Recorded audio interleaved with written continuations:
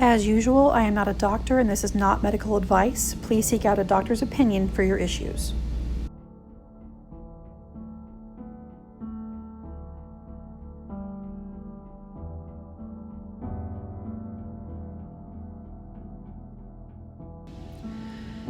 Hey there, welcome to Filter Free Natalie on Medical Monday. Today we're going to be talking about planning. Planning is key, even if you are perfectly healthy. As we know, there have been some new developments this year, end of last year, beginning of this year, that has really changed the way people are thinking and preparing for death. We need to talk about how we can change that because we can't always control what's happening around us. What we can control is what we do and how we prepare. So we're going to talk about that today. As the whole world is reeling from the coronavirus as it continues to spread, there are some issues here that make preparing for death very helpful during a crisis like this. It's all over the country, and there's never been a better time to make sure all of your ducks are in a row and before something happens. Although the concept that we all die one day is something most people understand, preparing for it is a whole other discussion. So what we're going to talk about first is preparation for things that are expected. My grammar is another part of my brain that's not functioning well. We're going to talk about the kind of things we can prepare for, like knowing that we all die one day, to things that we don't have any control over, like accidents, global-wide pandemics. So for example, we need to talk about things like life insurance, pre-planned wishes for just the part that you know is going to happen. Do you want to be cremated or buried? Do you want to be buried in the ground, or do you want to be in a mausoleum? Or do you want your ashes sprinkled somewhere or kept by someone? Who do you want to have what of your things? What are you going to leave for people to remember you by? And how can you protect yourself from intermediate health issues where you might need short-term disability but don't qualify where you work? We're going to talk about a few of these things, and it's just really important to remember that even though it feels morbid for people that don't feel comfortable, it is a necessary discussion. Put that under the umbrella of things you never wanted to talk about, but absolutely know that you needed to hear what was told to you. The birds and the bees, for example, or just anything where you have to talk about it, even if it's not all enjoyable, because it's all necessary. And especially during this pandemic crisis that we've been dealing with, it's really important to have some basic things in place so that if you are falling sick, or if someone else is and they're the ones that handle everything, then you need to be the one to make some changes and update everybody about what you want done, everybody being whoever you want to tell. So let's dive into this just a little more. One of the first things people think about when planning for end-of-life care or their death is life insurance. There's different policies and options. There's also getting things on paper, including an advance directive for your medical care, okay? And then once you have those things in place, then you can look for supplements like Aflac, who will give you kind of a la carte ways to assist you during a need. Getting support for what you're going through is really critical to you feeling better. Your doctor is one of the first people you should have. There's EAP programs for therapy and adjunct providers like seeking therapy or self-care options. And always social media solidarity with groups that know what you're going through, because no one should feel alone. Seeking care from physicians these days is a lot like buying your dinner at a really expensive place that does everything a la carte. So if you don't already have one, you should try and find a primary care physician, or PCP. If you're in the position of having coverage and you can use your insurance to see a doctor, you need to establish care with a primary care doctor. That's your baseline. Every other doctor you deal with that's a specialist are going to want to interact or at least be aware of the doctor that is treating you at the base level. These are maintenance drugs and visits for everything from a cold to a chronic condition that's well managed at the PCP level. Because once you start getting into different specialists, for those of you who have, I'm sure you're already nodding your head and rolling your eyes, because it is a complete headache to try and get yourself gathered together when you have significant health issues. Even if you don't have coverage, and I hate that this is how it's going to be, but a lot of people have to rely on their public health department, in some cases Planned Parenthood, because they do more than just what people think of them as doing. They actually provide a lot of good resources for young women, and or women of any age really, but Planned Parenthood is a place you can go. U.S. Health Department or Public Health Department, they do everything from checking out, doing lab work, and they have systems in place. And you also have options at the ER. So if you have a minor issue, like you have a cold or something, you can also go to urgent cares. Sometimes they just require a copay up front, and then you get billed for the rest. If you have something like Aflac, then that's something you could kick into gear right away. If you have something come up and you have a plan that covers that issue, you'll get the money right away, so you can pay your bills and maybe even have some left over to live during whatever time you're needing to address your illness. Excuse me. So even the ER is an option. That's when you were like, I have nowhere else I can go. I have an issue. I'm in pain. I've had these symptoms for this long and they're not normal. And if you don't have a primary care, then you may not even know what your baseline is. So at the very least, remember that ERs are the one place you can go, tell them your complaint, and then they have to see you, and they have to bill you. They can't require you to pay same day. So at least as far as I know, that still hasn't changed. So I just wanted to give that little reminder because a lot of people don't think about it. And the EAP program, that is specifically for organizations that have a certain number of people. When they have a big HR department, not small businesses as much, but it's an employee assistance program where you can get information and assistance on a myriad of issues, from depression and anxiety to other issues. You just look into your job's offer of EAP if they have it. It'll be on the intranet in the HR area, and you should be able to do a search. If you work for a company that has EAP, they probably have a search way to figure out where you're going to get that information as well. And then the adjunct providers, I named as such because they're more self-directed. Like, you're so stressed, but you just need a massage, or, you want to go to the gym, or if your gym isn't open yet, you want to figure out a way to be active at home. Whatever it is that makes you feel better, other than some people don't want to talk to a therapist. They don't want to, get all vulnerable with someone they don't know, especially if they're not even having a good rapport with that person in the first place.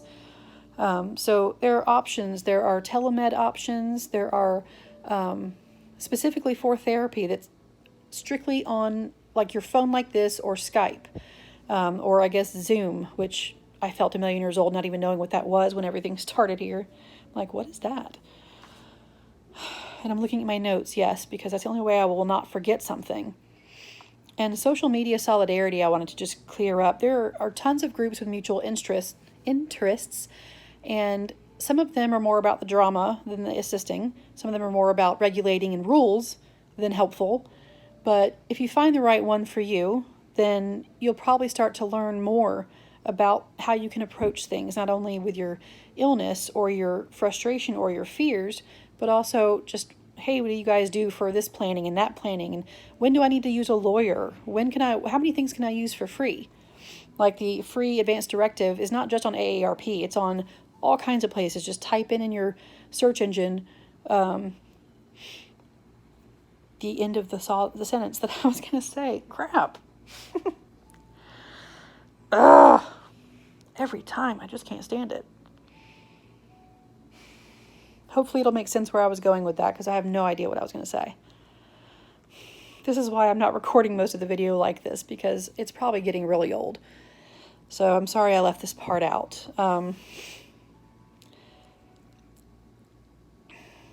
Yeah, I really want to know what it was I was going to say, but I just don't. I really like the way this graphic is broken down, so pause the screen if you want to take a look at it more closely.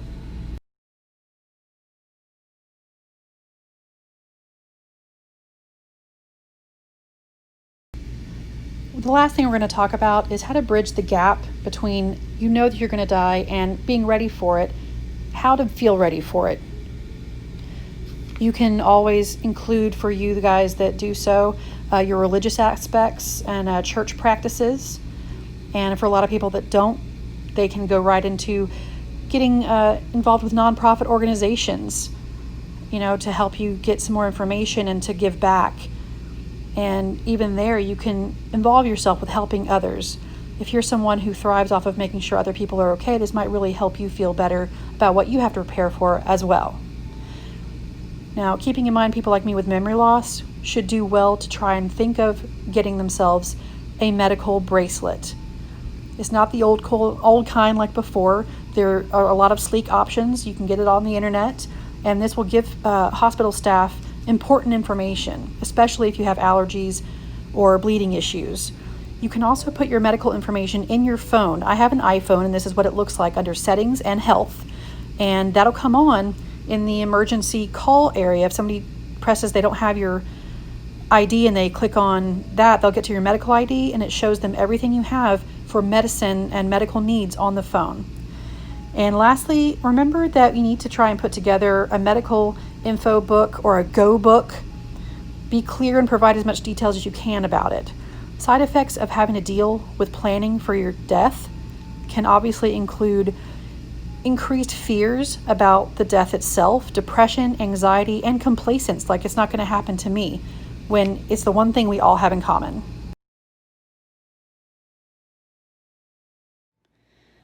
So guys, thank you for watching this week's Medical Monday. I hope this was You know how many times I've done this video? I've recorded this like 3 times. I'm just going to go. I'm just going to keep going. I'm just going to keep moving. Momentum is on, so I'm just going to ride the train. Okay. I was saying I hope that this was informative. I hope I gave you some good information that might be helpful and addressed kind of a taboo topic with some simple and gentle, intentionally gentle discussions over what to prepare for and how. Also remember that you have resources for free on a lot of things, not just the advance directive. There's other forms, and that kind of form, if you go to a specific bank, like if you're one of the bigger banks, they usually have a notary public. That's the only thing that you have to worry about. You don't have an attorney for an advance directive if it's not too in-depth. Just, save me or don't save me, or, save me, but if I'm on life support with no expectation of recovery, then make that available for someone else. If it's clear that nothing else, this is my position. If I can be saved, I want to be saved. If I have a small deficit in quality of life, but I wouldn't be a burden, I would still want to be here. But if all I'm doing is taking up, resources and time and effort and everything from the lives of medical professionals as well as the people in my life, I just don't think that's necessary for me. I think if everybody knows it's just a matter of time before my body will stop trying, and life support is just delaying the inevitable. I don't want to put my family through that. I don't want them to worry about it. I want to have it in writing so that they don't feel like they have to make that decision, because it's already in writing. They already know what I want, and they have the paperwork to back it up. And go to any notary public before you sign it, have your ID, have the information for who's going to be your directive person, and make sure that person has access to everything that you want them to, your wishes, your, funeral ideas, anything like that. Because that's where we have our control. We have our power to say, well, this is what we want to do. And for anybody watching this who's like, I'm young, or I'm really healthy, this is a waste of time, I don't need to fill this stuff out, I'm not there yet. That's what I meant about complacency. Because a lot of us go on this assumption like, wow, that's really scary they're going through that. I'm so glad I don't have to go through that. I know I thought that about cancer and about debilitating conditions that I wished I'd never had, and then it turns out I have all those things. Life will teach you a lesson one way or the other, I suppose. So, forewarned is forearmed. Be prepared. Get yourself together. Look online for resources. If you have people in your circle of friends or family that have any experience with this, get them involved. Ask their opinion. And don't be afraid. It's the one thing in this entire country, no matter how it happens, when or where, we are all going to die. So it's really important to make sure that this particular subject doesn't get pushed under the rug just because it's hard to talk about, or it's taboo, or it upsets people. It's a trigger for people. There are days when I'm extremely scared. I am anxious about dying in general. I'm nervous about how it will go down. Like the people that are dying of COVID, that they go on life support and then they don't make it, or they make it but it's really rough. It's because their lungs are filled with fluid. So this area that's supposed to be full of air and a balance of the moisture of the lungs with the dryness of the air, and it fills up with liquid, and so you're literally drowning. And that is my biggest fear, even though not that way. I've always been nervous about actually like drowning in water or whatever. Just because it's one of those things that feels like such a torture if you went down the wrong pipe and you're coughing your head off and you're like, dude, that was just a sip gone awry. That wasn't even I fell in a thing, or it can be scary. Some people don't even worry about it. They're the people that are completely brave, and they join the military and jump out of buildings, and they, teach people how to bungee jump, and they paraglide, and all these things where there's those ones that go up. I don't know what it's called, but they're almost in the stratosphere, and it's like they're in space, and they do a huge dive down with their helmet and stuff. Wow. I mean, wow. Very, very intimidating and impressive. And also, no, that could never be me. But I also fear dying because of my particular layered conditions, especially in contrast to the no help I feel like my doctor is for me right now. We're in a silent period, and that's just what I have to do right now, because I don't have a doctor who does anything other than embrace the issue of apathy and impatience with me or other people. I don't understand a doctor who doesn't recognize when someone is scared and have been given a diagnosis and nothing else was explained to me. And so I have questions. I want studies. I need this done. I would like that done. And I just got punished for it, for being proactive, for being prepared, for asking questions, for looking for things that may not have been mentioned yet. And so when I ask for things like I want to see what my spleen is doing, because it's already enlarged, and that doesn't make it, just because it's an expected occurrence doesn't make it okay to not track, okay to not monitor. That's like saying, hey, you don't have a lot of breast cancer in your family, so just never do a breast exam. No, because every woman should be doing breast exams on a regular basis. Every man should be doing testicle exams. A gentle little, is there anything weird going on in there? Does anything hurt when you apply pressure? And then if no, then good. If not, if yes, then tell your doctor. At least guys have the opportunity to use a pregnancy test. In case you didn't know this, if you're a man and you have an issue that is freaking you out about your balls, then to put your mind at ease in case you go straight to the worst possible scenario, buy a cheap pregnancy test and pee on it like you would, except instead of finding out you're pregnant, it will let you know if you have the human growth hormone that is the same thing found in newly pregnant women, or their whole duration of pregnancy. It will go up as well with testicular cancer. So that's the scariest window for anybody's thing. It's body part plus cancer. So I wish there was a female equivalent, but there's not. So guys, you don't have to tell anybody, but if you ever feel like that, just go buy a cheap one. They have really cheap ones at the dollar store. They work just as well. It's a yes or a no. And if you get a yes, then you need to tell your doctor. Outside of that, I still continue to suggest you be proactive. Don't let your doctor bully you. Don't let your doctor make you feel like you don't matter. I'm probably going to have care from two ends because I don't trust my doctor. at all. I don't trust him at all. So I need to have a doctor that I can trust for my care and who I can discuss requesting studies for, and that'll be a doctor in Atlanta. And then I'll have my local thing here as far as like my medications and, hopefully no need to see him in the office ever. So anyway, if I'm repeating this, I apologize. It's just par for the course for me. But I hope you got something out of this video at one point or the other. I really appreciate your support, and if you will continue to please share. I have 7 subscribers. 7. I'm really looking forward to the day I have double digits. I mean, seriously, it's just like when you wanted to turn from 9 to 10 and feel older. I can't wait till I have 10 followers. It's going to be epic. I'm going to be all excited when there's 2 or 10. Please like, subscribe, share, post a comment.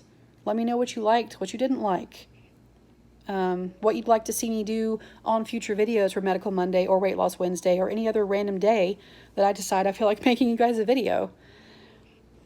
Eventually I'll get the hang of it and somebody will be able to come to my channel and you guys will sift through all of these old ones and go, wow, she really had nobody for a while. But all things come to those who wait, and I just want to know that my voice is reaching people. Seriously, it would never matter to me if it never went above $9.99. I'm not trying to be monetized. I'm trying to be a voice in the confusion that is multiple chronic illnesses, progressive autoimmune illnesses, and the role they play in your decision making for your life and end of care planning. So I'll see you next time. And as always, be good to yourselves. And as Lester Holt would say, and each other. Giving credit because he said it, not me.